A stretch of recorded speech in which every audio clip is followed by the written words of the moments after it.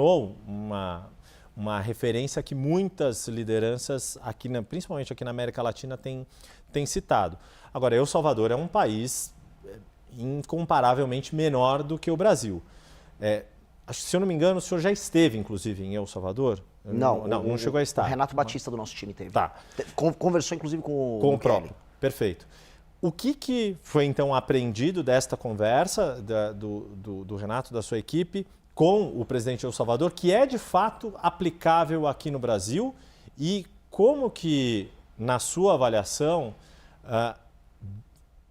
mesmo que o presidente da República tenha uma postura mais incisiva, mais dura contra o crime, como articular isso, sendo que a segurança é uma responsabilidade de 27 governadores dos mais variados matizes, trajetórias, origens e realidades locais?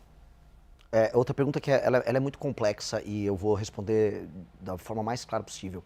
A primeira coisa que o Bukele fez foi quebrar a imaginação que nós temos na América Latina. Ele mudou no país dele, mas isso existe no México, na Colômbia, no Peru, no Brasil, que é a ideia de que você vai conviver pro resto da vida com o crime organizado. Portanto, tua casa tem que ter um muro, portanto, teu carro tem que ter um isso-filme, você tem que ter medo de andar com o celular.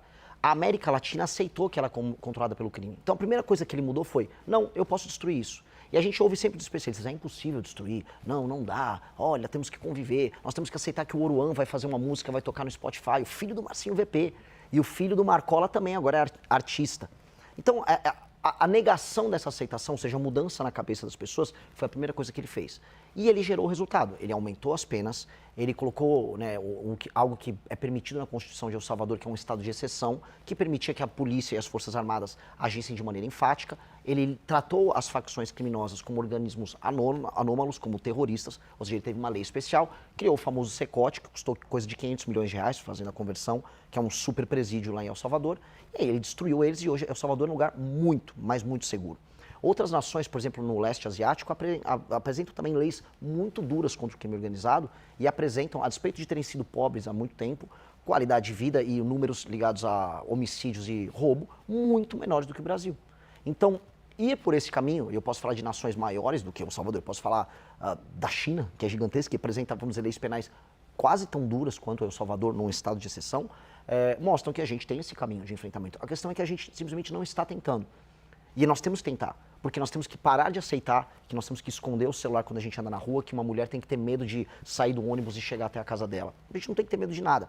Assim como nós temos que tirar da nossa cabeça a ideia de que cidades têm que ter favelas, que a favela faz parte da nossa personalidade, que a pobreza faz parte da nossa identidade, que nós temos que ter, sei lá, um pé de meia para a criança ir para a escola. Isso é tudo loucura. E a gente aceitou que a gente tem que viver uma vida de louco. Então, nós temos que endereçar essas grandes questões com a mesma missão que o Bukele entrou. Eu vou acabar com o crime organizado, com as medidas duras que ele adotou e com a nossa capacidade bélica, nós temos através das polícias e da inteligência com o COAF e Polícia Federal. Nós temos que endereçar a questão dos investimentos estatais para acabar com a favela, que é o lugar em que o crime, infelizmente, domina as pessoas. A gente está falando de praticamente 50 milhões de pessoas que vivem sob a interferência direta do crime organizado. E mudar a imaginação do brasileiro de que é possível viver num lugar que é muito bonito, e que pode ser feliz. Hoje nós temos um Brasil que tem um potencial enorme, mas é um país triste, cujas cidades são feias. As cidades do Brasil são horríveis. Todas as casas são muradas, as ruas são abandonadas e as pessoas têm medo de andar. Então, essa mudança cabe ao Poder Executivo. Esse é um papel do presidente. E aí, te respondendo sobre a articulação, de maneira muito simples. Há governadores que tentaram já fazer esse enfrentamento, mas eles são submetidos a uma lei penal e às leis de execução penal, que são prerrogativa do Congresso Nacional e da Presidência da República alterar.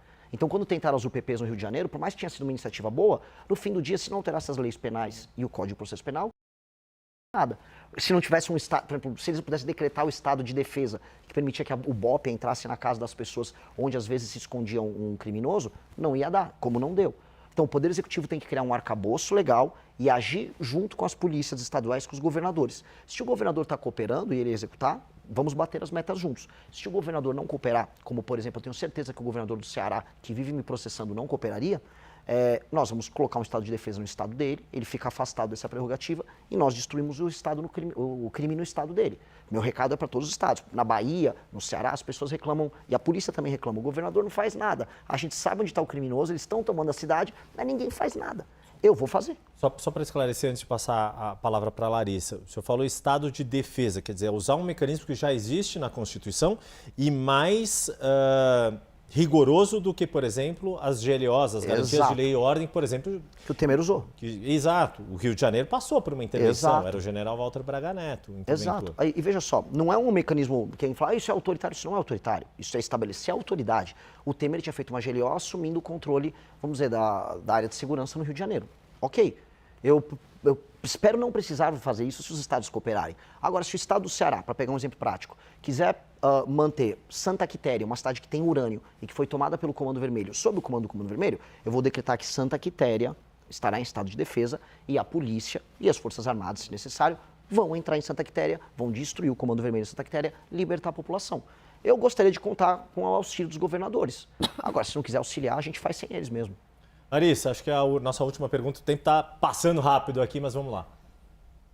Uma última pergunta, então, antes da gente encerrar. A gente tem percebido críticas a alguns candidatos, posso citar até o próprio candidato, pré-candidato, né, Flávio Bolsonaro, de falta de experiência com o executivo. O senhor não tem nenhuma experiência política em cargos eletivos. O senhor acha que isso seria um problema, tanto para elegê-lo, quanto se caso isso acontecesse, essa falta de experiência? Não. Não, porque temos grandes líderes políticos no Brasil e no mundo que tiveram nenhuma experiência em cargo eletivo pretérito e fizeram bons governos, como pessoas que tiveram muita experiência e fizeram maus governos. Não é exatamente isso que determina o sucesso de um mandatário. A Dilma tinha experiência administrativa dentro da máquina pública e foi um desastre. Então, e o Milei, vou dar um exemplo aqui de uma figura que está fazendo um governo técnico e efetivo nas políticas públicas dele. A gente pode até, eventualmente, não concordar exatamente com a política B ou C, mas ele está conseguindo fazer as entregas prometidas por ele. E uma coisa que me torna diferente dos demais é, eu não tive cargo eletivo, mas eu faço política de maneira efetiva há muitos anos. Por exemplo, o Zema hoje foi num podcast e falou, eu tenho mais experiência que o Renan. Veja, quando ele concorreu para o governador, ele não tinha experiência nenhuma e ele fica fazendo campanha falando que ele é um empresário e não um político. Pois bem, eu sou político sem precisar de mandato. Há mais de 12 anos, eu liderei o impeachment de Dilma Rousseff, como o Yuri bem observou, não só nas ruas, mas no parlamento, organizando o comitê do impeachment no parlamento. Montei um partido político, coisa que o Bolsonaro não conseguiu, e lidero inúmeros parlamentares ao redor do Brasil que têm um desempenho político muito acima da média. O melhor parlamentar do Brasil é o deputado Kim Kataguiri, altamente efetivo, que interfere na política brasileira, sendo parte de um grupo que, em última instância, é presidido por mim. Então, eu tenho experiência política verdadeira e eu tenho algo que políticos que têm experiência não têm, que é coragem. Eu topo perder voto, perder seguidor, perder doador, em nome do que eu acredito, que é uma questão de integridade. E essa integridade é o que um homem público precisa, é o que a famosa ética da responsabilidade, que o Max Weber tanto fala. Nós precisamos ter isso no mandato, e eu faço isso quando sendo presidente do MBL. Se eu, enquanto líder, eu enganar as pessoas, falar que vou fazer uma proposta, mas não entregar ela no final, ou falar que não vou fazer algo e entregar, como será o pacote fiscal que todos terão que fazer, caso ganhe a eleição, eu me torno um mentiroso, e eu não vou ser esse mentiroso. Eu vou ser brutalmente honesto. E sendo honesto, tendo proposta e sendo um bom líder, eu serei um bom presidente. Olha, impressionante. Acabaram de me falar, deu o nosso tempo, tua fala, se tiver, parece que falaram no teu ponto e não no meu.